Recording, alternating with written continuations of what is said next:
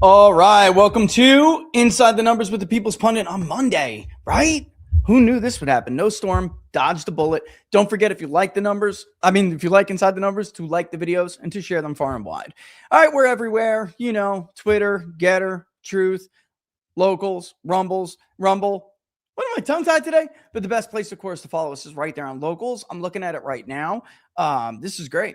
Viewership is going up on Locals for years now. I've been trying to push more people to watch on either Rumble or Locals, preferably, straight on Locals. But the more that they improve Rumble Studio, the more likely it is that we will eventually end up more so on there. But we, as of now, want to pretty much remain accessible everywhere. So, Getter is always a healthy viewership, but I do try to push more people over to Locals if possible. That is the best place, of course, to follow us. You will get more of the polling stuff early. Sometimes, obviously, on X, I'll go and I'll throw a chart that I don't even throw on Locals. But when the meaningful stuff comes out early, it will come out on Locals, such as the poll that will be out. Look, I wanted to give, and it's just being honest, I wanted to give the administration some time for this to iron out. The polling started to get pretty ugly last weekend, and it's been ugly. Look, this is an issue here before I get into all the other stuff. The issue is we're seeing a lot of people comparing apples to oranges. All right. His favorability to his approval rating, his approval rating to his vote share. All right. Polls to exit polls, polls to Fox News voter analysis or AP Votecast, which is the same thing. Right. And all of these other things, apples to oranges. The left tried to do this in order to gaslight themselves and in order to give Kamala Harris more chance than she ever had. They did this in 24. It's dishonest. It was wrong for the left to do it at the time. It's wrong for the right to do it. Listen, if you go to Big Data Poll and you go to the Trump Approval Center, you will see that we gave approval ratings retrospectively, including our polls leading up to the presidential election.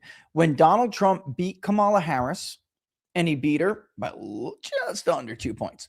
When he beat her in the popular vote, and we had the popular vote 1/10 of a percentage point off, Donald Trump still had a retrospective approval rating of +7, 52 to 45. That's how you know.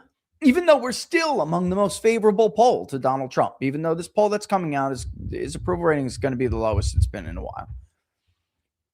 But we're still among the most favorable one to him. And I'm okay being the outlier because I know how dead on we were in 24. So unless you got that close, I'm good with not being anywhere near you on approval. The president is extremely difficult to get into the 30s, and so those polls are BS. But just because he's not in the 30s does not mean it's good. So for people who are like, bro, your polls don't match your attitude, he was +7 when he beat Kamala Harris. So an apples to apples comparison shows that Donald Trump has fallen on average between 9 to 15 points per key demographic that we focus on. That is not good, even though it may not be as dramatic as a swing that you'll see in the other polls that sucked anyway and didn't predict the election correctly. But just because we don't have a 40-point swing among young voters like YouGov does, doesn't mean it's not good. It doesn't mean it's bad. It's not bad. Excuse me. Let's do double negatives here all over the place.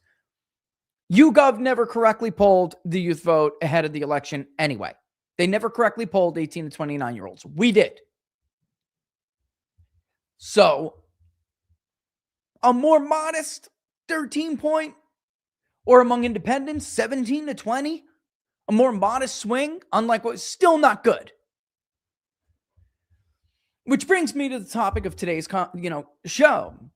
I think I'm going to handle Ted Cruz first. But this is why they have this administration badly needed something that Barack Obama had, which was a war room.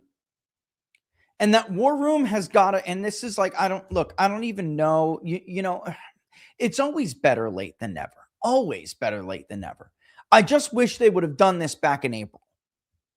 And that war room, as I suggested with Peter and Dave Viva Fry, all those months ago, somebody grabbed the clip and said, damn, People's Pundit said this back in April. This is where he called it was going to go. And now here we are. What did I say in that clip?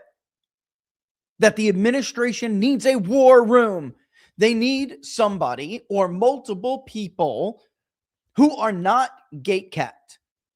All right. It doesn't matter whether Susie or anyone else's chief of staff wants them to talk to the president or wants them to talk to the vice president every single day that they are at the White House. And if they're not, they're in Davos, whatever. You call in, you get on the conference call. Team, what's going on today? What are the American people feeling today? Barack Obama didn't even have as cool of a one that is capable of being put together now because we didn't have a lot of the tools that we have now back then. Yet he always had a group of people whose sole job it was to make sure the president was not isolated as far as his perception of what the American people were thinking. The public opinion reality. Don't get isolated. Don't get confined. Don't get in the bubble. I need to know what everyone's saying outside the Beltway. I need to know what everyone feels and thinks about issue A, B, C, D, E, F, G outside the Beltway. And oh, by the way, I need a few suggestions about what the hell to do about it. Those people sat, even though they hated Fox News, they sat and watched it all day long. They watched MSNBC all day long. They watched CNN, CNBC, all over the place. It would actually be easier for Trump to do it now. Plus, Trump could have people who understand the internet, understand the alternative media space, understand the podcaster, environment in that space, and how much with reasonable an understanding of how much these things reasonably impact or influence or combat the mainstream media narrative, because some people think that the mainstream media just doesn't matter anymore. That's not true. It matters. It's also not just the mainstream media, as I tweeted out over the weekend. I literally just was having a conversation trying to explain to somebody that you can't just campaign 6 months from an election. You can't just turn on all of a sudden. That's not the world we live in anymore. Democrats have constant bombardment. Narrative is all about repetition. And Democrats have private companies, entire industries, constantly bombarding the public year-round. Immediately after elections are done, win or lose, they are into the next moment. Look at Apple News, what I put up on Twitter the other day. Look at it. That is every single day. They turn on Netflix and Obama's got his boys pumping out narrative, nothing but every single day. That's all you hear. Music, this, that, Prime, Hulu, Pluto, Peacock, whatever, Apple TV. They have in-kind campaign contributions coming in 24/7, 365. And Republicans think they can just control a narrative after they've won an election and just tune out, and that's it. That's not it. And that's how they lost control of the ICE narrative. And listen, let me just say this. There are 4 public pollsters in the entire country who have conducted, I haven't even added them together. It's got hundreds of thousands of interviews. Focus groups all over the country. There are 4 pollsters who understand this issue better than anyone could even hope to comprehend. 4 of them. That's it. And I'm one of them, and there are 3 others. And outside of that, you don't know shit. So I don't know why you're talking to the president or talking like you have an idea. You don't have a fucking clue. They took too long to react to this. Too long. If they had a war room, which they need, they would have been able to react to this. Now, guys, I hate to tell Trump supporters out there, they smell blood, man. The media sharks are circling. They smell blood, and they're coming. And almost nothing that the administration can do now is going to be like a 100% right move. There is a way out. There is. But you can already see all the scumbag rhinos doing their thing. And for people who always, the Senate won't convict, bullshit. Republicans are scumbags. I don't know on what planet any of these people were living in thinking that somehow this was going to be different this time. In fact, because they never have to worry about Trump running again, they will be even scummier. All right? Speaking of which, in response to this going on, Dave McCormick is another one. Alex Preddy, the individual shot by ICE, he is a U.S. citizen. He had a lawful firearm. This is bad. This is not going to be good for the administration. There's no doubt. It's already not. And this is where you see scumbag Republicans break off, and some of it is cowardice. That's just the way it goes. But listen, people were saying, well, Rich, you're hard on them. Why are you going after senators? Well, because they have a different job. Democrats never turn on their own. Never. Joe Biden could have executed 100 people in the streets on January 21st, and they wouldn't have said shit. Nothing.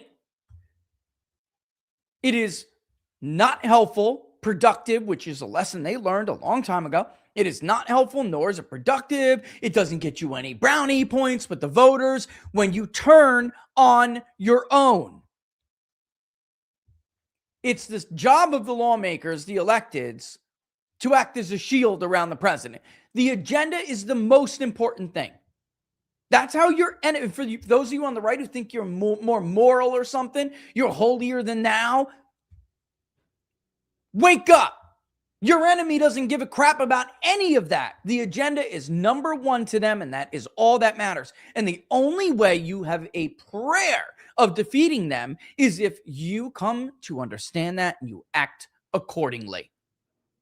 Now, the job of a pollster, a public pollster, or an advisor, a political analyst, is a totally different job. That person's job is to say, hey, you're effing up. Right the shit. Here's the unvarnished truth. Adjust. But these people, these scumbags, it's a totally different story. And for people who don't know who it is, I mean, it's unbelievable who's in the top left over there. That, of course, is Dave McCormick. Dave McCormick from the state of Pennsylvania. Let me just say this. In some of these so-called deep red states that we love to pretend are like Republican, a lot of them being in the plains or mountain region states, okay? Being a rhino may be able to buy you a little bit more time, all right? But it will not save you. Being a turncoat doesn't matter what it is. Look, January 21st was sold to the public as an insurrection. It did nobody any favors to turn on Donald Trump, like, by the way, Lindsey Graham did. And that's the only fault or blame you can throw on the president here, is that he has yet to learn. He has a Nixon complex. He wants to be liked by all the wrong people, and he supports and endorses these scumbags over and over and over again. One of them that he endorsed and wholeheartedly supported is in the top left corner. His name is Dave McCormick, and he's from the great state of Pennsylvania. You may remember Sean Parnell and I on Savage Wednesdays on Battleground Live.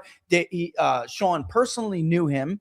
Sean worked his butt off to do an incredible get out the vote operation in the state of Pennsylvania. And guess what? While I applaud all of them who did that work, including Sean, who I talk to about this all the time because of our mutual understanding and mutual belief that Republicans could not win elections in 10 hours after Democrats spent 10 days or more doing the heavy work of getting their voters to the polls. Well, I applaud him for that. It is very clear, crystal clear, that Dave McCormick had zero chance of winning the U.S. Senate seat in the state of Pennsylvania if Donald Trump was not on the ballot. Donald Trump easily won the state of Pennsylvania. It was not particularly close, about 2 points or so. It may sound close, but in Pennsylvania, it really wasn't. Donald Trump carried Erie County, he carried Northampton County, and he carried Bucks County. You can't win the state of Pennsylvania in a typical election if you do not carry either 2 or 3 of those swing counties. Dave McCormick lost Northampton. Dave McCormick lost Bucks. Dave McCormick only won because Donald Trump was on the ballot and squeezed so much blood out of the rural and conservative T parts of the state and Appalachia parts of the state, and because he did moderately better in his home county, which, by the way, Allegheny, I don't even think he would have done that well without Donald Trump. Again, here's a perfect example. Donald Trump is beating somebody in their own home county. He wouldn't have done that well in his own home county if Donald Trump was not on the ballot. And here he is turning on Donald Trump, and he wants an investigation into Alex Preddy's death. Dave McCormick, who has been quiet as shit over any misuses of power or abuses of power from the FBI, an agency that committed not 1 but 2 attempts at sedition against the duly elected president of the United States, because of Dave McCormick, who owes his entire seat to Donald Trump. Democrats are likely to gut DHS and impeach Kristi Noem before a single FBI agent is held accountable for either one of those coup attempts. You can't win as a party if you're that unserious against an enemy as serious as the Democratic Party. Bottom left corner, Tom Tillis, my own senator now. A scumbag who, this is why everyone who attacked Marjorie Taylor Greene for not finishing out her term was wrong. When someone announces they retire, the other side of that argument, well, you owed the voter a term and now you're leaving and that's not right. Really? If Marjorie Taylor Greene would have stayed, it probably would have been good for MAGA. But there's another side to that argument, and here we have it in Tom Tillis, who, by the way, has not won the state of North Carolina at any time by the margin that Donald Trump has now 2 times won it by. He knows he's cooked, opposing nominees and being one of the senators that attempted to blackmail Donald Trump for the big beautiful bill if he didn't do something in Iran, announces, because he knows he's cooked, announces he is retiring, and here is the other and the danger. Here we have a scumbag piece of shit who knows that he will never have to face voters again, or the consequences of his actions will never be judged by the voter again. And now he is free to be a total bitch for the lobbyist and K Street. He can just sit there and wreck your life. And he's fine. Because once he gets out of that seat now, folks, he will go and get a job making millions and millions and millions of dollars from the same lobbyist, because he's friends with half of the, we're mirrored, because he's friends with half of the pieces of shit in that photo. So tell me, would it be better if Tom Tillis would have left? Because they're losing that seat anyway. Michelle Morrow, by the way, before I move on really quickly, Michelle Morrow was, listen, the left hated this woman. She is fire for the base. One of the biggest problems with Michael Whatley in the polling is that he's a dud. No, but he inspires nobody. I'm sorry. He's a very nice guy, but let's just call a spade a spade. Michael Whatley did not even want to run. He doesn't even want to be a senator. Donald Trump asked him to be, and he said, all right, sir, I'll do it, because nobody else would do it, because Laura didn't want to run. Morrow was thinking of running, but she said, you know what, for the good of the party, and there's also, what's his name in the primary? I mean, bro, that's how much of an impact you're making. I don't even know your name. I know your name. I just forgot it. You're forgettable, bro. Whatley's got all the money. All you're doing is splitting the vote. Anyway, she's sitting back. The whole state knows about the poll that I did in North Carolina, which came out before the tip poll. He's getting thrashed. He's getting crushed. They're going to lose that seat. 100%. We have never had a lead that big in North Carolina. While it is true, and in my reply to some of the replies I got on social media, while it is true that there have been many cycles where in North Carolina, the pollsters had 8 to 12 point leads in early polling for the Democrat, and then the Republican went on to win. That's absolutely true, including with Tillis over here. Cunningham. I think he had one of the polls, he had a lead of like 11 to 12 points or something like that. And Tillis went on to beat him in 20. Kay Hagan, when he ran against her, she was up 6-8 points, and then he wound up edging her out by about 2 points. Here's the thing, though. Not with us. Kay Hagan never had a huge lead over Tom Tillis. She never had bigger than a 4-point lead. Same thing goes for 2020. In fact, with the exception of one poll, we actually had Tillis ahead by a very small amount the entire cycle, as we did with Donald Trump. Both of them were winning by about 1 to 2 points, which is at the end of the day, but it was a solid 2 points. At the end of the day, that's what happened. So not in our polling. And in our polling right now, Roy Cooper is stomping Michael Whatley by 8 points, 48 to 40. So Morrow sees these disgusting polls and she says, I have no choice. I'm going to. Like, what harm can it do? Like, they threw millions of dollars at this woman for a statewide superintendent race because they hated her, and she beat them like a drum. And she barely had any money. She excites the base. Whatley doesn't. So, we'll see if she can raise money and stuff, but it is like at least a prospect of motivating the Republican base because I'm sorry. I mean, look, Whatley was a good chairman of the state party, but that does not make you a good candidate.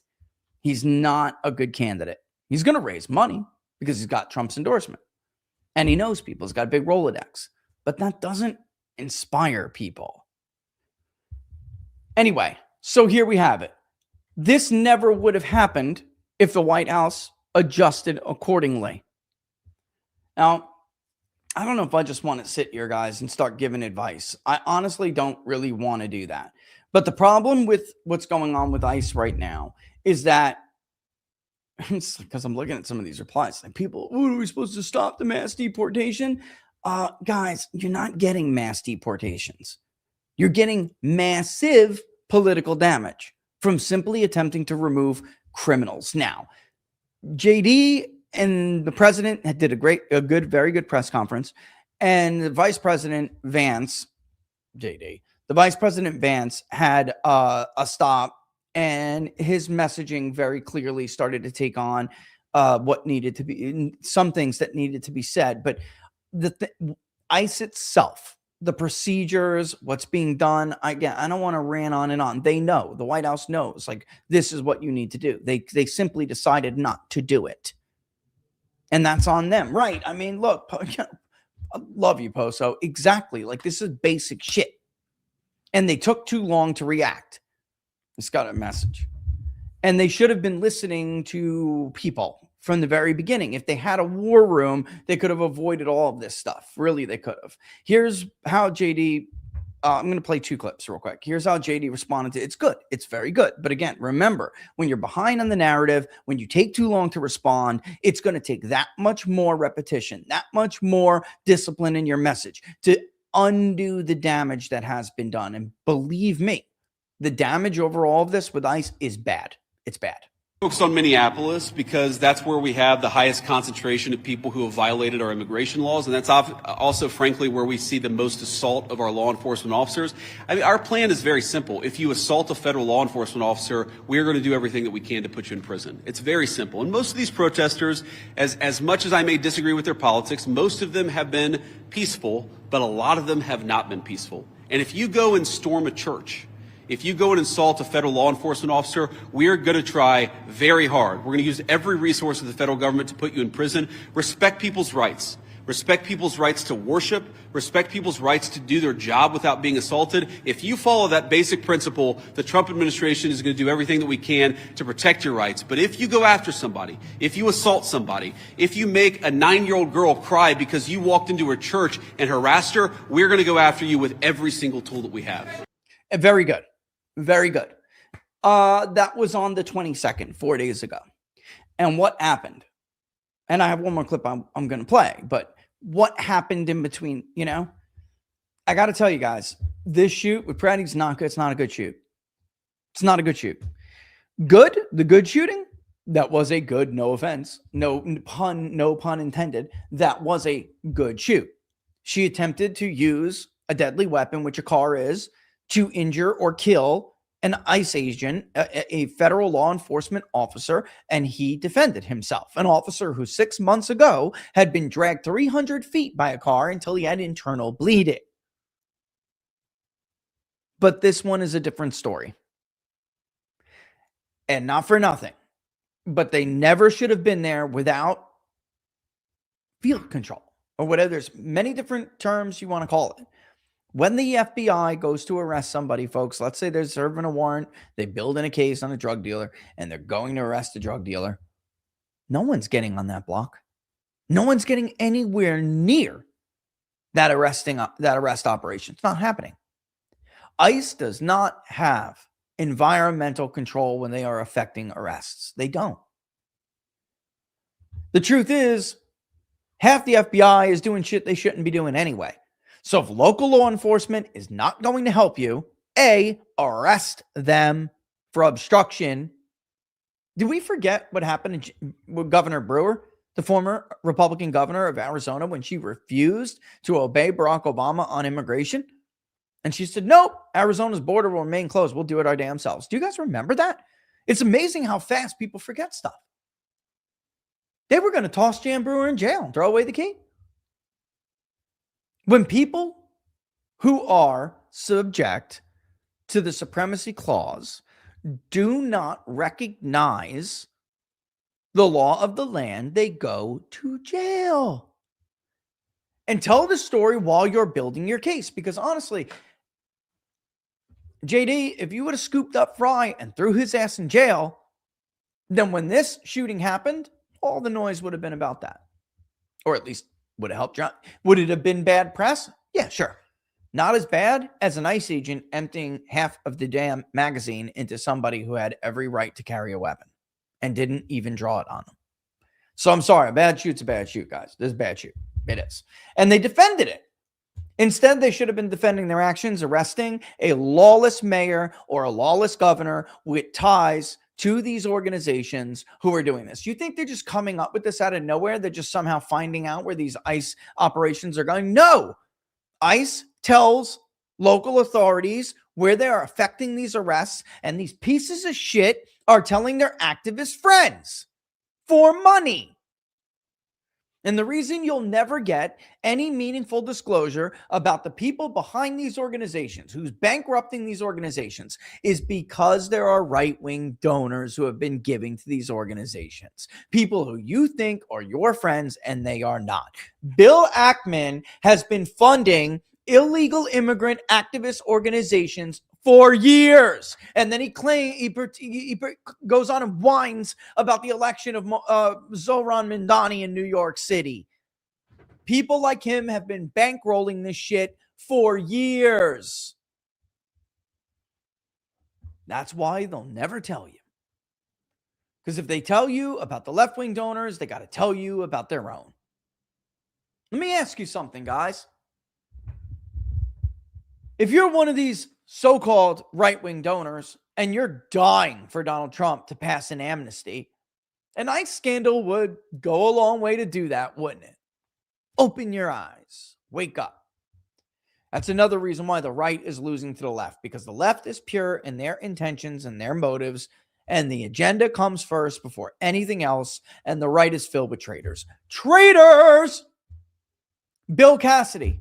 The margin Donald Trump won the state of Louisiana. Do you think you would ever see a blue state senator turn on a Democratic president like that, especially if they were from a D plus 20 or a D plus 30 state? No chance.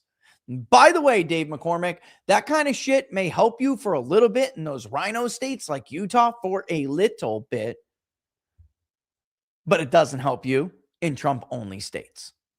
That includes Midwest through the Mid-Atlantic, your state being the most pivotal Trump only state of them all. So kissing ass isn't going to help you. All right, here's the second one from JD. Here's what else he said. Talk about lowering the temperature. Those are the two things that we want those local authorities to do. Help us find sex offenders and get them out of their community. And again, this is bonkers. Think about this. If you've got a neighbor who's a sex offender and somebody wants to go and take that person away, I'm going to raise my hand and say, yes, please, get that person away from my children. What is wrong with Minneapolis authorities? They so hate the idea of enforcing immigration laws that they're telling their people not to get sex offenders out of their community. It's crazy, and it's why we see so much chaos in Minneapolis, but not elsewhere. Right. And this is all very good. This is good. But the American people don't really understand all of this yet. That's not fully part of the narrative. It's not. They don't understand the connection between actual elected Democrats, Democratic leaders, and these groups of criminals. I mean, one could go as far as to say terrorist, especially since this group is, of course, designated as a terrorist organization. They're not aware of this yet. They're about aware of it as they were that Kamala Harris and her organization were intimately involved with bailing out the protesters in Minneapolis who were burning federal buildings to the ground. In Portland too, in Seattle, they just didn't know. The Trump campaign in 2020 did not do a good job communicating that. And one of the best ways that you could effectively communicate that is by arresting one of these sons of bitches. When the entire media complex is up in arms, I can't believe it. When they're up in arms about it, you can explain to the American public at that time why you arrested them. They are aiding and abetting activities and terrorist they're aiding and abetting these criminals, and they're doing so by conspiring with these terrorists and terrorist organizations. All right, and here's what the president said in response to this. Here's what they're doing now. This is not the right call. I'm telling you right now, you may, as a Trump supporter, love Tom Homan. This is the wrong call. Tom Homan, of course, is controversial at best. Democrats have been claiming for 6 months they have a tape of Tom Homan taking a bribe. This is not the right course of action. But here's what he said. I am sending Tom Homan to Minnesota tonight. And by the way, this wouldn't even be necessary if you spent less time fucking your subordinates and more time actually managing your agency. You know who I'm talking to. He has not been involved in that area, but knows and likes many of the people there. Tom is tough but fair and will report directly to me. Separately, a major investigation is going on with respect to the massive $20 billion plus welfare fraud that has taken place in Minnesota. And this is the president trying to spin the narrative back. Remember, they had the narrative on their side in Minnesota. They squandered it by not listening. Again, I'm not going to go through all of this. I tweeted some of it. They have it's I don't even know, 100 and something page report, guys. They have been told this is what is the problem. Here is exactly what needs to be done. This is how we would suggest you do it. And now they're starting to move a little bit on the edges. It's too much not done, too late. And I always do say it's better late than never. I just would say at this moment, moderate or temper your expectations about how much these adjustments will really impact this entire narrative because you took so long to react. And they could have gotten in front of it if they would have reacted in November. Anyway, and it is at least partially responsible for the violent organized protests going on in the streets. Oh, without a doubt. I mean, look, people who are in this game, you know what they're doing. They're doing this for two reasons. One, it kills two birds with one stone, frankly. You get rid of ICE, you stop the ability of the Republican administration to remove the people who should not be here, which Democrats count on giving birth to anchor babies who 15, 20 years from now will actually be voting for them. That's number one. And number two is you can't remove people in these communities who Democrats, white liberals, are getting rich off of with all of these scams. You think these communities figured out how to put together these massive fraud scams? The Hasidic communities, they're doing work. Sure, absolutely, they're bright. I'm just going to say it. They're smart. And they've been here a while. But you think, I'm not saying these people aren't smart. They don't know the system enough. White liberals taught them how to defraud you. And the money is going in their pockets. Additionally, the DOJ and Congress are looking at Congresswoman, in quotes, Ilhan Omar, who left Somalia with nothing, is now reportedly worth more than $44 million. Time will tell all. Thank you for attention to this matter, Donald J. Trump. Yeah, I mean, look, as far as I understood it, they had the goods on Omar a while ago, going on like 2.5 months ago. Nothing happened. And that's a big part of this administration. There's a lot of talk, a lot less action. All right. Ilhan Omar is the daughter of a lieutenant colonel in the death squad army from Somalia. Okay. Like, this is unbelievable. Oh, there's no direct evidence that he ran the death squads. You don't rise through the ranks in combat roles unless you actually do the dirty work. That is the way it is in the United States military. It's the way it is in every military in the world. You are promoted quickly when you are in combat. They were never in combat. They just killed civilians. And when you're okay with pulling the trigger and cutting the breasts off of women, you get promoted. She is the daughter of death squad dealer. You have got to be kidding me. You can't make an effective narrative about that? 2:38. Let's take a 30-second break. I need some water.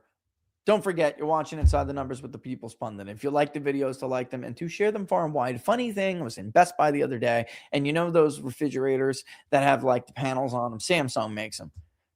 Then you can watch YouTube and listen to music. Guess what was on?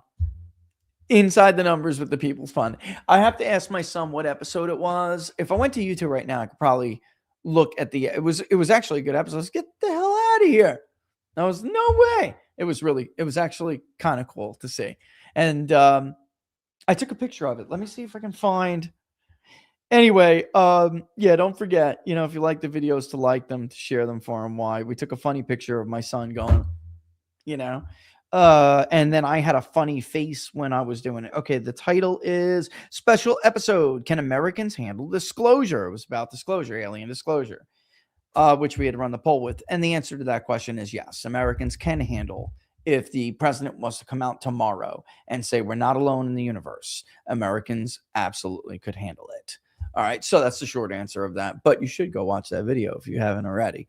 Okay, real quick before the 30-second break, don't forget to go, if you haven't in a while, please go to bigdatapoll.com. If you have contributed to the public polling project in the past, go to your donor dashboard and make sure, here it is. I'm going to put it up on the screen right now, okay? Where are you? Didn't I just put it up? What the ever-loving hell? Where is it? Oh, here it is. Add a stage. All right. If you have contributed, go here to the public polling project, go to the drop down. There's donor dashboard, donor history. There are a few. The reason I'm saying this is because it doesn't matter if it's a small quantity or a big quantity. However, there are some people with big quantity reoccurring subscriptions. It is a tremendous pain in the butt for us to give refunds. So make sure, if you have contributed, you didn't, if you wanted to give a recurring, fine. But go and make sure that you didn't check the box for reoccurring and that you're not getting charged. Also, if you did, and that's what you wanted to do, make sure you're doing it to the right campaign, because right now the other campaign's not being funded. Prior campaigns that were not fully funded are getting recurring subscriptions to them. We can't do all of this on our end. You guys got to do it. So go ahead and make sure that that is the case. All right. And I'm just going to repeat this every episode because I got to make sure that it becomes a thing. All right. If you are in an old campaign and you want a recurring subscription, and that's okay, then what you should definitely do is cancel it and then do it again. All right. And go to the new one. I guess the new numbers have not been updated in this chart. They should be. I did tweet that out. I don't know if everyone has seen it. I don't know if everyone on Locals has seen it. I'll upload the chart, but you will see a Jaws-like mouth open on that chart when we update the poll. Like I said, I was trying to see if some of this would iron out. I know that Mark Rasmussen tweeted that, their numbers were bouncing back for Donald Trump. We're probably that is not. We will have probably the worst number of his administration. Yeah, it is. It will be. Yeah, it will be. Maybe not. Close. Very. I think it is. I have it logged already. I don't know why it's not showing live. Maybe I didn't hit save and republish or something, but I'll go back and do it. I think it is. I think it's a second term low. I believe it is. I just don't twist my arm on that, but it definitely got worsened considerably. It's about a 14 plus point swing from his approval in the final poll for the 24 election, which again, I got to tell you guys, he may have won. Vote share is not approval. His approval margin was significantly more than his lead over Kamala Harris. Apples to oranges. Compare apples to apples and be intellectually honest with yourself. All right, we'll be back in 30 seconds. Stay right there.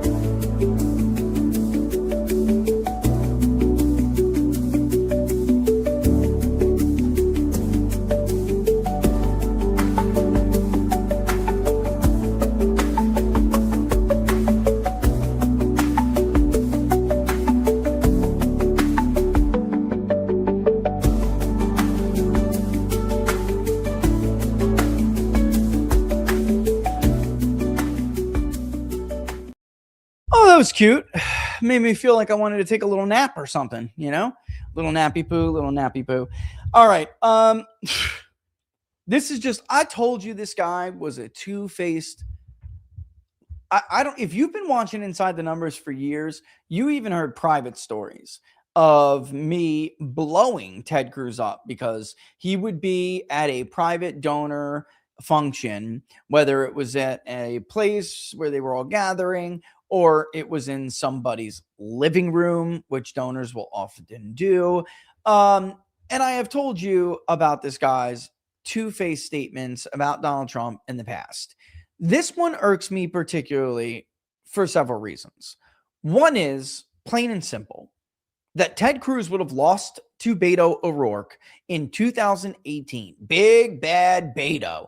Mr. I'm Irish and I'm pretending to be Hispanic, Beto O'Rourke. Okay. He would have lost to Beto O'Rourke. He wouldn't even be a United States Senator right now if MAGA did not bail him out in 2018. He then had the good fortune of running on the same ticket for re-election as Donald Trump, who stomped it in his state in 2024. Without Donald Trump, Ted Cruz would never have won by that margin. The fact of the matter is, Ted Cruz's margins have been fake since he first won in the Tea Party movement. He has been unable to connect with any significant coalition in the state of Texas. He was saved by MAGA voters who were recent movers against Beto O'Rourke. If it was up to native Texans or the Anglo vote, he would have been cooked in 2018. And then this guy runs, fills his coffers with the donations of foreign governments and people who are more interested in the affairs of foreign governments, a particular foreign government, Israel. And he has the audacity to trash Donald Trump and JD Vance behind their backs to these donors every single chance he gets. You may have seen an Axios report. Here's the cover of their little expose. They have audio tapes of Ted Cruz trashing Donald Trump and JD Vance, calling JD Vance names, ridiculing Trump, making fun of his tariff policy. By the way, the funniest thing about this is that what Ted Cruz says about Trump's tariff policy never came to fruition, that it was going to lead to skyrocketing inflation and that Donald Trump would lose the majorities because of it. In fact, this is now becoming a pattern. We even did a show on this. All of these America Last, Israel First voices who are the people, the very people responsible for derailing Donald Trump's domestic agenda last spring are the reason that Republicans lost their lead on the generic ballot, and Trump allowing himself to be derailed like this, they are the reason for why his approval rating is underwater and has never come back. Briefly, I'm not going to do this again, all over again, but here is the approval chart. You can see crystal clear, clear as day. All of the data suggests this is true. I cannot believe that we are still having this conversation. What's going on is that these people are looking for someone else to blame because they know that if Republicans get their asses kicked, here it is. Let me pull this down and I'll give you the more accurate chart. If Republicans get their asses kicked in November, and if this delusion, by the way, keeps up, Ted Cruz won't even be in the majority next year. See, Republicans have this false sense of security that the Senate is secure. It is not. I don't care what the odds are. I don't care what the betting markets say. John Husted is in a fight of his life in Ohio because Ohio is only very red for Donald Trump and other populists. Iowa, the internal polling is dead even. Oh no, yup, it is. Iowa swung hard as hell against Republicans in 2018, or have they forgotten? In Alaska, Mary Peltola is ahead of Dan Sullivan.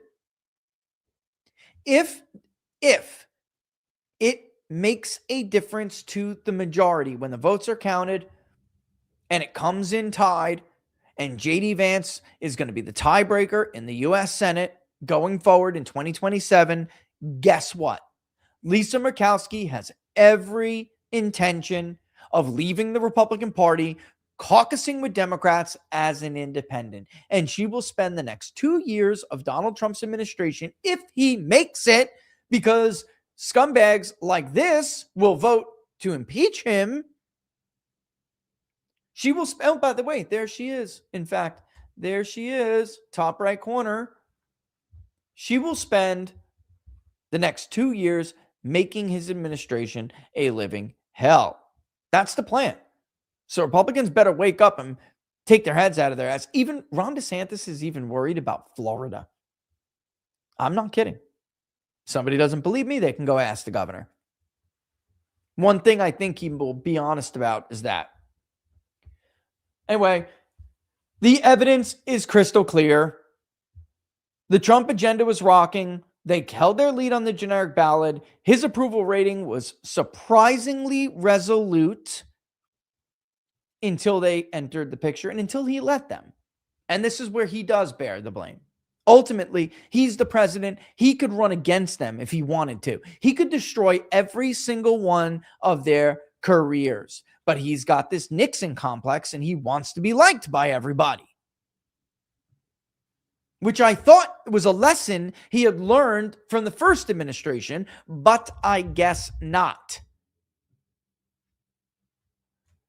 Is the Democrat whisperer Lindsey Graham helping you with any of these people, Mr. President? What about that, Chris? All that Miriam Adelson money being used to attack Thomas Massey, who's going to beat you anyway?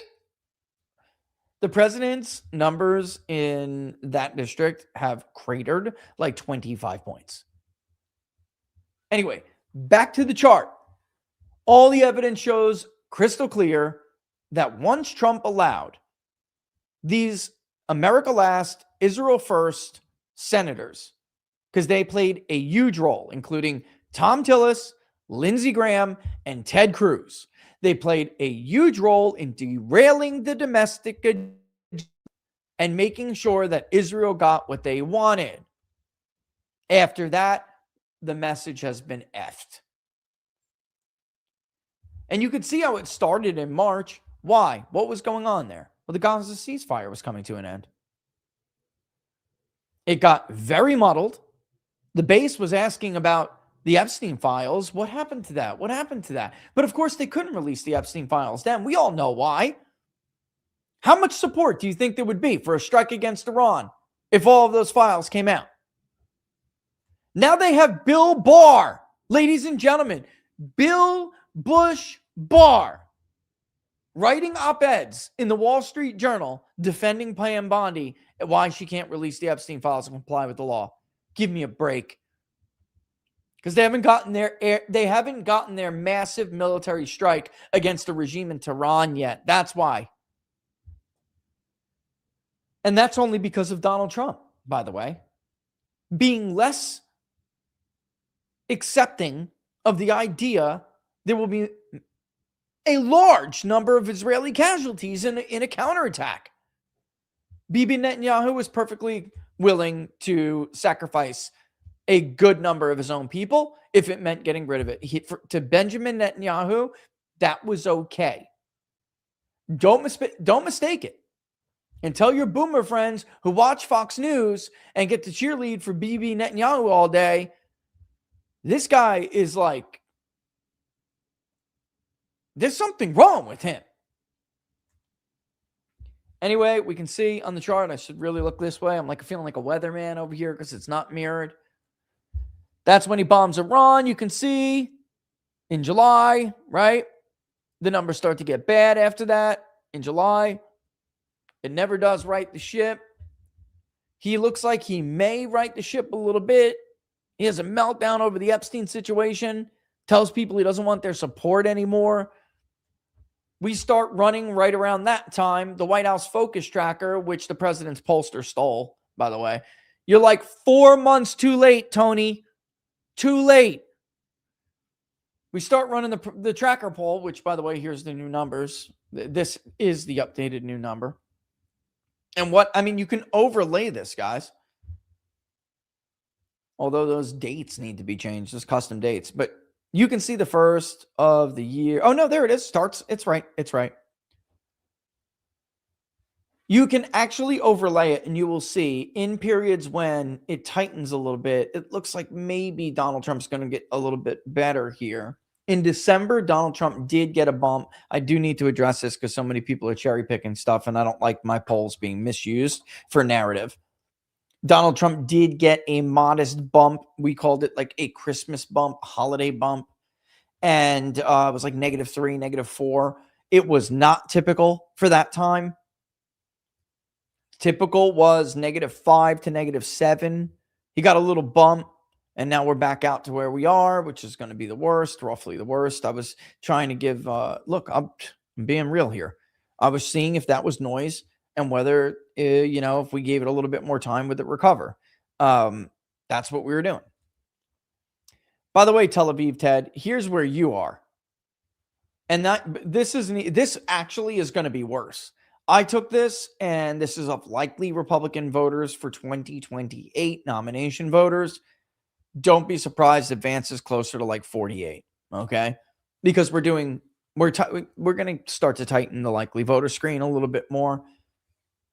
Throw out the trash. We did add a couple of, well, I don't want to tell you. Those are secret sauces, all right? That's secret sauce stuff. We're always, every election, a pollster should always go back and say, even if you did really well, like we did, you should always go back and say, okay, where did we fall short here? It's driving me nuts. The North Carolina poll, that final poll, is driving me crazy. We had Trump's vote share on the nose, and then we were 6/10 too low for Kamala Harris. 6/10. And it was those damn people, those damn responses, that it would have got us closer. Anyway, that I'm assuming this is probably, even with all of the beating that JD is taking, he's actually going to tick up a few points from the last nomination poll we did. Marco Rubio, who everybody said was skyrocketing. Nope, he's not. Actually, Kennedy tiny leapfrogged him this time. Ron DeSantis will be roughly 9%, as where he was before. Unsure will be in second place with 14%. And Tel Aviv Ted can't crack 4. Again, it's probably because people would rather their senators represent them instead of foreign nations. Who would have known? A novel concept. And people like Ted and others, we all know who they are trying to preemptively blame the very people who opposed derailing the domestic agenda for the losses they expect to incur in the midterms. When it is very clear from all of the data that it was the America last, Israel first crowd that are to blame. Shutting down the government, the longest government shutdown ever, they didn't do shit. Holding the BBB hostage, they could have gotten the BBB done and moved on to more domestic stuff. Instead, they held it hostage until they got what they thought was going to be meaningful action in the Middle East. And then after that was done, they just shut down the government and they did nothing. They did nothing. Now, whether you think, well, it's good. The best government's the one that does the least. Right, okay, Johnny Appleseed. People have problems. You're running around with your freaking pocket constitution. People have problems, and they wanted them addressed. No meaningful legislation to scale back or dismantle the administrative state where it really counts. The Justice Department, the Federal Bureau of Investigation. No dealing with a single proposal, not that Barnes, I, and others didn't give to them, about how to deal with all of these corrupt justices and all of these corrupt jurisdictions. All of these freaking turds are finding out now what a massive problem that was. You're not getting accountability. That's not happening because Republicans didn't do anything meaningful. No judges impeached, no reformations, nothing. Corny asses want to sell the blue slip situation because that's power to them for rent seekers. They don't even want to give that up so more U.S. attorneys can get in there and do the work and bring the cases. They're scumbags. They chose rent seekers over you. Rent seekers over accountability. You will never see Democrats do that. They will pick the agenda even if it goes against some of their donors, which, by the way, the Affordable Care Act did. They sacrificed it all. They couldn't give two shits less whether they lost the House or the Senate because they knew Republicans were cowards and they were chumps and they were corrupt and they would never repeal the Affordable Care Act. They took a huge step forward and change the very nature of the relationship between the individual and the state. Republicans have picked their nose.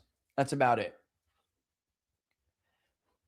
So let's get to some of the comments because it is getting a little late. It's a Monday. I hope you guys stayed safe during this storm, by the way. Like I said in the beginning of the show, we dodged a lot of it and got very lucky. I hope you guys did too.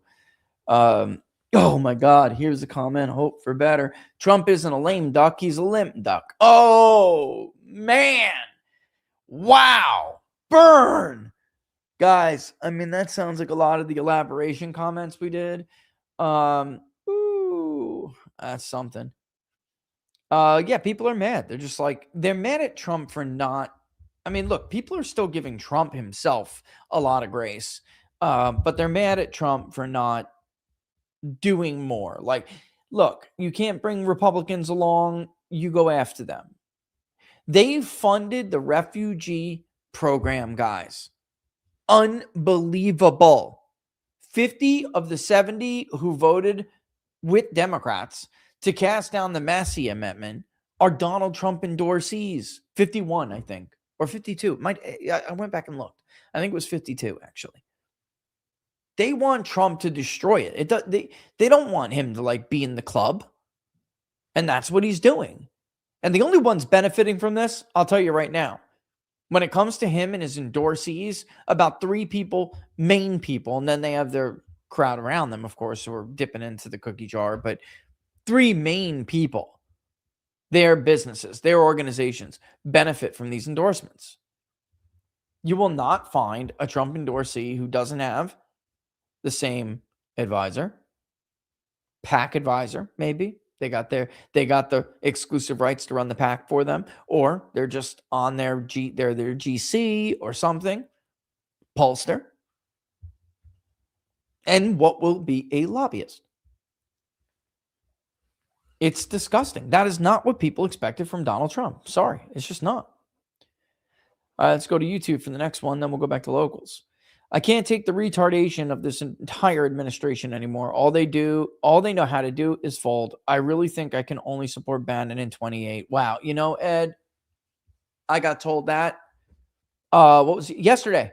I got told that yesterday during one of the interviews that I jumped on. He said, look, I like JD, but I really think I got to vote for Bannon in 28 if he's serious about running. I think I got to do it just to send a message. Even if he loses, he don't care. People laugh at Bannon's, because he's running and he doesn't expect to win. People laugh at it, but he's running to teach Republicans a lesson, and he's trying to do what Ross Perot did, only with some degree of effectiveness. Ideas, not money. Rich, question: what issues should a MAGA precinct chair poll for the GOP primary? Okay, that's a little tough. It depends how big your precinct is. It depends where you are. But we are polling a series of Republican primaries. I don't know how much I'll be able to share with you guys. I have to get some stuff actually too. Well, never mind. But I hope to share some stuff with you guys. And what we are noticing is that a huge percentage of the Republican primary electorate they want candidates who, like 70%, guys, in most of these places, say they want someone who will pursue the Epstein files in this situation. It's like unbelievable. Inflation is a huge deal. And the domestic economy is huge. It's a huge deal. But accountability is a really big thing. You got Republicans even worried about health care in this cycle, which is terrifying. That screams of crossover support to me. Trump has addressed that. He's doing what he can to address, but what he's not doing is he's not running against the scumbag rhinos in Congress. And this is why, for people who aren't noobs in this game, I told you guys he cannot do those strikes on Iran and then have the shutdown. And you guys think he's going to come back in the new year. There's 3 years left. There aren't 3 years left. That's not how the government of the United States works. And we had a bunch of newbie people who did not understand that. The first year must be all domestic, all domestic. Otherwise, you get sidelined. You lose your majorities. In the second year, in an election year, they are not going to vote on anything controversial whatsoever. It's not going to happen. And all of these noobs, you need to unfollow them on Twitter. I'm telling you, I'm taking all this blowback, people on Twitter. You were all wrong. You were all wrong because you don't know what you're talking about. You tweet your thoughts and you think they're valuable to people, and you're like grifting them out of a Twitter subscription. You don't know shit. You can't tell your asshole from a hole in the ground. You've never been in this game before. You have no idea how the town works. I don't even know why you were talking. And again, unless you are one of the four of us who know about public opinion, about ICE and all of this, no influencer, no nothing should be offering their opinion at all. They don't know. Immigration is probably one thing. I guarantee you, ideas, go ask people in your precinct, and you're going to be shocked how many people are going to tell you, I think ICE might be going a little too far. Like MAGA on ICE is... These are the same people who are mad, and I brought this up on Twitter today. These are the same people who are mad about Ruby Ridge, about Waco, Texas. You can't expect them, because they like Donald Trump, to just look at that video and say it's okay. These are Second Amendment proponents, supporters, defenders. If not for the Second Amendment, then it doesn't matter about the rest. That's who you're asking to just turn a blind eye. Shit, whatever. They're not okay with this. Otherwise, you're going to see a lot more like Ed, who just wrote what he wrote about that. And I'll be honest with you, Ed. I think I'm personally, and everybody here knows, I think it's pretty obvious, fairly obvious. Everyone deep respect for the vice president. Deep respect. But it's not, and I'm not even saying it's his fault. There's only so much he can do as a vice president. But if this shit continues, I'm going to have to vote for Bannon just to send a message. Like, you can't do this, you know? Like, I'm going to have to add Bannon to the Republican primary question because I do know he's running just to send a message, just to hurt them. They need to be hurt. Although, again, 100% JD is winning this thing by right now. There's this chart up on the screen. JD's winning this thing by a margin. Even Trump didn't have this early. So, you know, I mean, I'm just saying, like, they're going to have to be punished before they learn. Right now, they don't really care about you guys. I hate to tell you, they don't. They care whatever Ken Griffin says, whatever Marian Adelson says. They care about others I'm not going to mention, the Bill Ackmans. These people have given them billions of dollars over the years. They couldn't give two shits about you. Bibi Netanyahu. The money from Israel is being thrown. In case you guys haven't noticed, we need a FARA law for social media. You are trusting people, and I don't even blame you. But like, there are very few of us who are not paid to post anymore. People I respect. One of them has a huge podcast. He's great. He's taking the BB bucks now. It's like everyone in the industry knows it.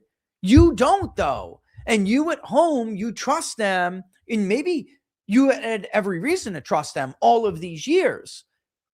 But he just started taking those BB bucks, and his tone has dramatically changed. And you don't know that. That's not fair to you. That is not fair to you. You should know that.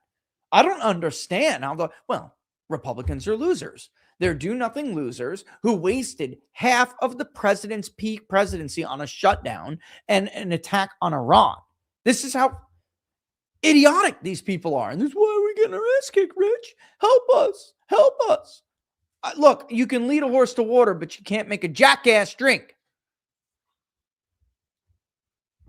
Too late now. I don't know what to tell you. Like, it's never too late, but like, you want a silver bullet like this. They want like me to wave a magic wand now. I can't. You need to listen, and you need to listen every day, and you need to react every day. Otherwise, get in the hole. I don't know what to tell you. Denny Wong. I have many simple solutions. Other people have had fantastic ideas. You know, it's just they take too long. It's the entire point of the show. They need a war room. They take too long to react. And then when the worst hits, they're like, oh, now we're in a box, and now we need to do this, and now we need to. But it's like, if you would have just reacted at the right appropriate time, you wouldn't be in this situation. Worried about the Dems winning the House and impeaching Trump again. Oh, they're definitely going to impeach Trump. That's not there. Only Denny, I got news for you. You're going to have a front row seat to his entire administration being dismantled first. They're not doing it the way they did it. They got smart. They got smart. Kristi Noem is gone. She's gone. Even I would probably vote to impeach Kristi Noem. Yeah. I'm not kidding. You'll see. Can someone please tell him he needs to address the concern many have that his family benefited from a crypto grift, a concerned Trump voter? Denny, there's a lot of these. That's not the first time I've heard that either. I'm sent from somebody. There's a lot of like, and it's like, you don't want to, if you're the president, you don't want to get in a position where you're like reacting to every single thing, but he's lost control over the narrative so badly that all of these little things pile up to reinforce that whole narrative. And I'm telling you, some of these administration officials, if he wants to clean that narrative up right there, they just got to go. I know what this problem is. If he gets rid of some of these people, it's like, well, who are you going to replace him with? Well, that with Pam Bondi, we've already solved and suggested. So like that's not that. But starting to shit can a bunch of people that Democrats are going to target is going to be difficult. But Noem, man, I don't know what to say. She opened herself up. Oh, wow. Sorry. She did this to herself. All right. Like, that's it. She did this to herself. If it was a Democrat and their secretary was doing this, I have to remain consistent, you know? Oh, yeah. Again, I'm not, if you're a lawmaker, if you're a congressman, woman, or a senator, It's your job to just be a shield no matter what. It is. You never turn on your own. Never, ever, ever. But that's not my job. Yeah, no. You know what I mean? Your job is the people. That's it. Like I can't tell you it's okay for one party to do it and it's not okay for another party to do it. That's just being, What got us in this place? Ultimately, I'm more concerned about answering to him than anybody else. Mhm. And I don't give a shit about the rest. Oh, can you mind if I save yours and go back? There's just a little more on locals and I'm trying to alternate. Sorry, guys, I'm not there. GOP always blames the party of the part of the party or platform that's actually popular or is a winner. Right. Owen, right. Like, you see what they're doing? They're preemptively blaming the only viable part of the party for what they did. If they weren't Israel first and cared more about Bibi and Israel than they did about their own people, the domestic agenda wouldn't have got sidelined. They imported them. It's not just the Democrats. They did it. Again, I brought them up by name, not to pick on them. It's just true. Bill Ackman's been funding that shit for years. And Charlie, by the way, I never forget this, man. I think there's a clip of it because he went live after our conversation and he brought it up and he was like, I'm sick of this. They did this shit. And of course, not Charlie's not the cursing type, but they did this shit to us. And now they're whining and complaining. Like, you did it. And then he went on and he literally brought them up. Like, you have been supporting these causes for years. Now you need to have a mea culpa. It's on you. Like, you should be asking for forgiveness. It's a con, man. It's a con. I hate to say it. But most of the party's a con. Owen's right. They've been framing it that way for decades, but especially in this past decade. Right, this MAGA decade. Right, Owen, the Tea Party movement, and they were young, stupid, noobish, so they allowed themselves to be branded negatively, and it was a negative connotation after a while that came along with the Tea Party. But guess what?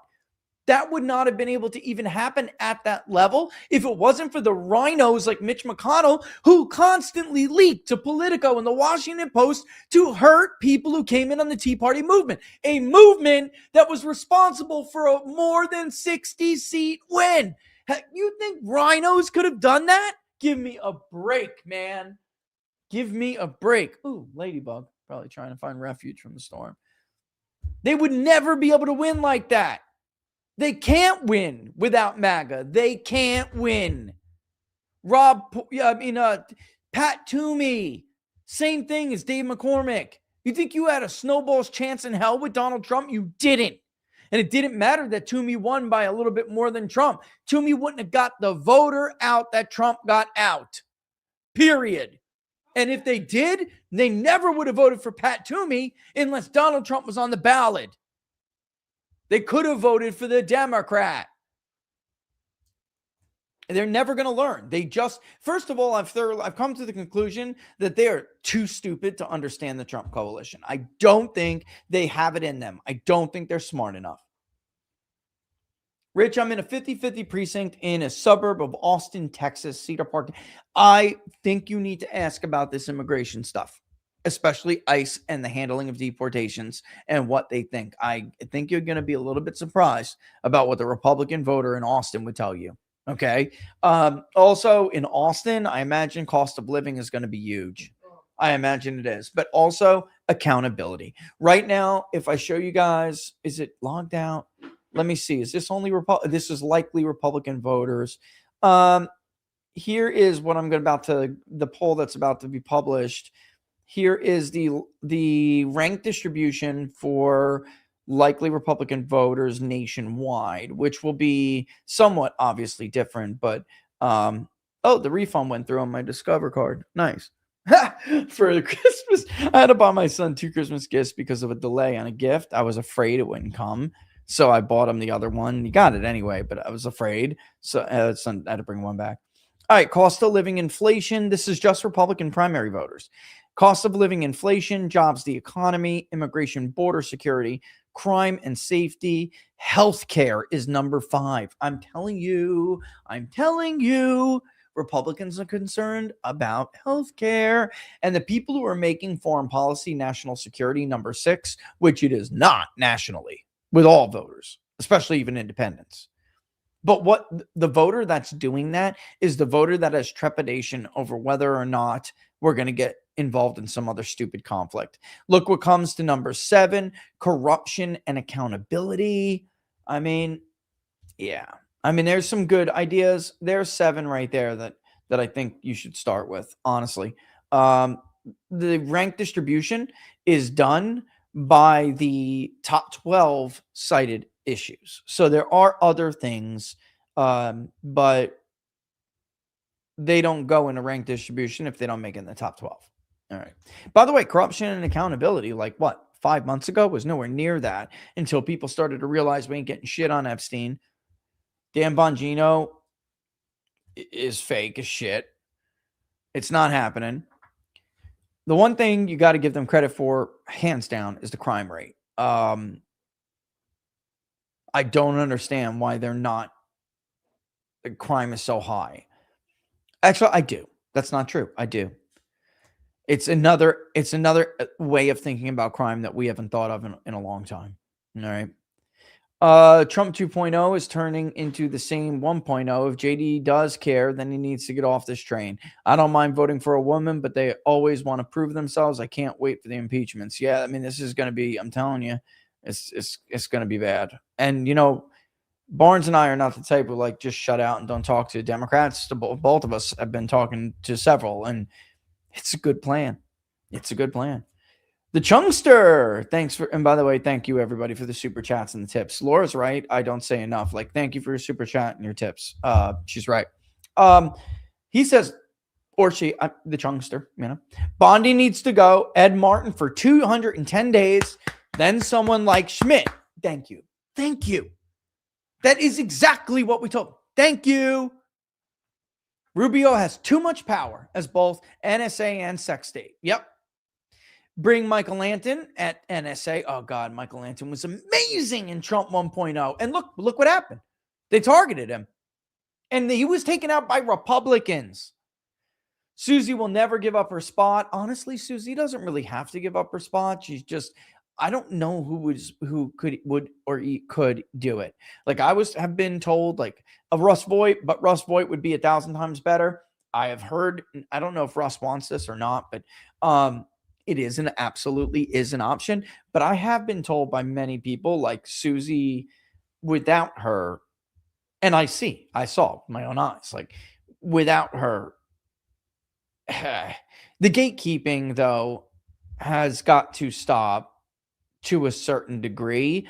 And I understand preventing the leaks. I get it, but it's being used in other capacities as well. Right. And also she's friends with Bondi. So, Cash needs to go. Yeah. I mean, I don't even know who would do it. I honestly think it's not Cash's fault either. I'm just saying, the Trunkster. I just think that the whole damn FBI is corrupt and it has to go. That's it. It's not reformable. And I don't think it was fair to expect 2 people to reform it. Now Dan's off the reservation, so I don't give a shit about people who attack him for not coming through. He brought it upon himself. He deserves it. But I always thought it was unfair to expect Cash and Dan to fix something that was so broken. To be honest, at this point, our best bet is Trump stepping down after the midterms and JD correcting course. Ooh. Yeah, the only problem with that is, Laura, is then that puts JD in a bad spot. If he can't course correct because it's too off the rails, then he can't run for president. That's not fair because it doesn't. It's not fair. Yeah. It's not a fair thing. Yeah. For JD. Yeah. The better thing, Chunkster, maybe would be if he was I twisted my ankle. I can't serve as VP anymore. I don't know, man. Looking like he's doing it. Look, though, according to the numbers, no matter what you see on social media, though, according to the numbers, he's doing a phenomenal job. He's doing great. But it's just tough to be him. It's tough to be. First of all, people have to remember he is the vice president. He's the vice president. Yeah, the president, and there are certain things you just can't do as vice president, and that's that.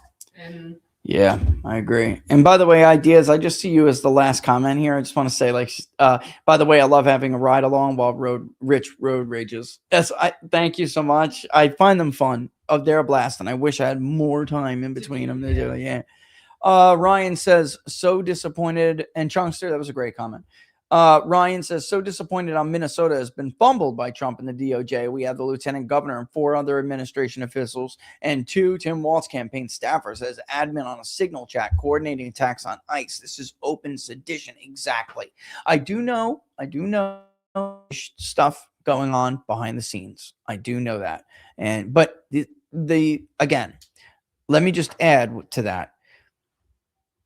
Republicans did not do what was necessary in the first year to make the judiciary fear them and to make the judiciary fair again. They were too busy helping Benjamin Netanyahu. They were too busy kissing Bibi's ass. All right. So now the administration is super handicapped. Where's your key? Oh no. No, you can't have my key. No, honey. No, we talked about this. We had a pact.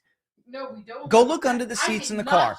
Go look under the seats in the car. You're looking for your little black Coach patchy thing? I'm looking for my whole entire Coach bag. Where's the black but the keys are in the pouch? Honey, this is not fair. We talked about where's this. My bag? We took it in last night. Where'd it go? Where are you going? To get the girl? And the son. Okay. All right. Check this out. I'm gonna give you this. Do me a favor though. Can you get the other pants? You're gonna swing by because you're going to the grocery store, right? What time is it? How much time do you have? Can we just take the little booger if I stop right now? Can we just go? Yeah. Because I know I'm gonna have to stop anyway in a second. Give me 2 seconds. I don't want to give her the key. I heard you. We have our own key fobs. The last one just magically disappeared. Thank God I didn't get charged for it. And Ryan is right. I know. I mean, it's like, I don't know. I mean, and then you have Harmeet go out there and like, oh, for people who don't think, like Dave Fry, it was right. Now Harmeet just touted how it is easy to arrest someone after a few days and build a case. Okay, so now you're giving people the understanding that you could go and build a case again that quickly. So why can't you do it against these people too? 100%. I mean, it is. If this was the Democrats would be done very, very quickly. Poleway.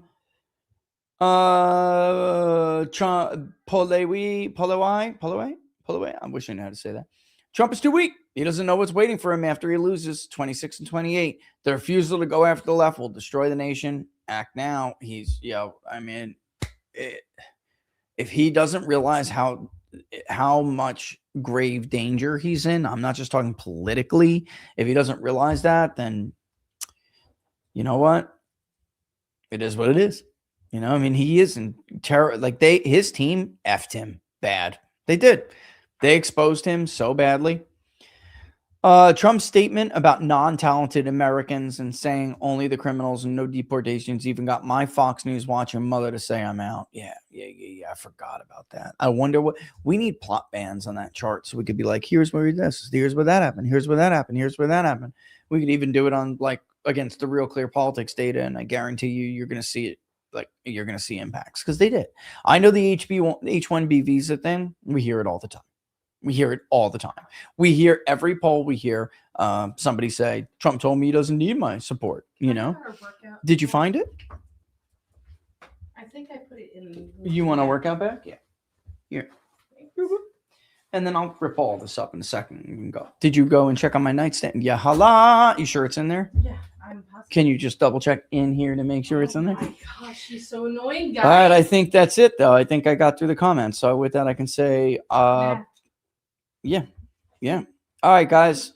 Sweet. I don't know when one of the odds is coming back. Robert and I were discussing that today, but I'll let you know as soon as it does. Wednesday, obviously, is next. Inside the numbers, and then we'll do between a couple of times this week because there's a lot of polling coming out. I'm gonna go tomorrow. Oh yeah, we'll do road rage tomorrow. Yeah, and probably Thursday too. Friday, I don't know if we're having a show actually Friday because one competition for my daughter I wanted to go to this year. One. and they told me that this was the easiest one or one of the Yes, easier ones. it's very easy. Plus, she's very likely to win in one of the categories. I love ballet, so I want to see it. So I'm gonna go and we'll do a road rage or something, but I don't know about inside the numbers. All right, with that in mind, I'm gonna go and well, I gotta do the polls, so like crap. But I'm take a ride with you real quick. You just drop me back off, okay? All right, cool.